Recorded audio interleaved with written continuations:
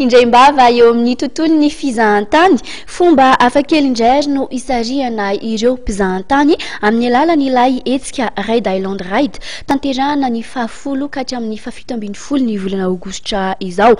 Mampifangaro ny fifaninanana hazakazaka amin'ny bisikleta amin'ny fitetezana ireo toerana ara-mpizahantany maro moa ity hetsika ity. Mampafantatra misimisy kokoa mahakasika an'izay ary moa Ravaka Randriamanalina eo amin'ny sarin'ny ministeran'ny fizahantany.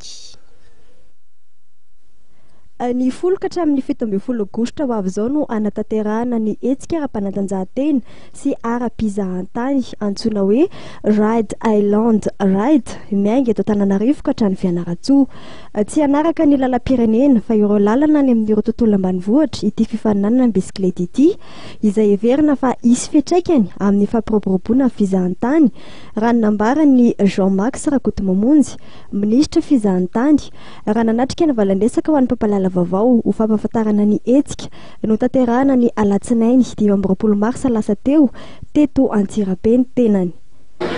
Ity projet Raid Island Ride ity zany dia karazana fizahantany anankiray izay mbola tsy dia nitrandrahana eto Madagasikara zany. Fa izy ity zany avy any Afrika Atsimo zany retony promoteurny ka ny tombotsoan'izy ity dia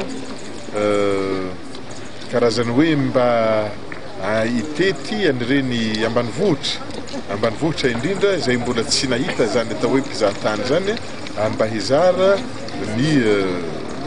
ny vokatsoan'ny fizahantany amin'ireny tanàna kely izay andalovan'ny reny mpanao fifaninanana amin'ny bisikleta zany. Zay zany le izy. Vondry ny mpitiny hazakazaka amin'ny bisikleta avy any Afrika Atsimo tarindra matofio anakoanda moa no toromarika izay miara-miasa amin'ny ministera fizahantany ary ireo ofisy ny fizahantany avy amin'ireo faritra mampiatrano ny hetsika. Ankoatr'ireo mpikatroka eto toerana dia teratany vahiny manodidina ny 100 no andray anjara amin'ity fifaninanana ity. Ny 10 aogositra ho avy izao moa ny fiangana eto Antananarivo.